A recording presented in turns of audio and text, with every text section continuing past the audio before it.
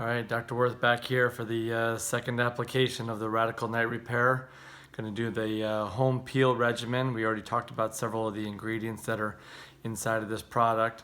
It's been a little while since I've done one of these essentially home peels, as it were.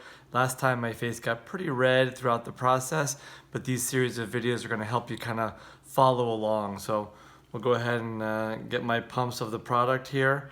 And like I had said previously, I believe it's a better application if we kind of touch the product in several areas throughout the face before then doing the blending.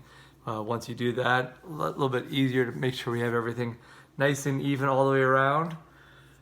So we'll keep doing these videos, posting the progress and the results going forward. Remember to make sure that you feather the product down below the jawline, up into the hairline. Make sure it's on a clean surface. I forgot to tell you I've already cleaned off my sunscreen for the day, for example.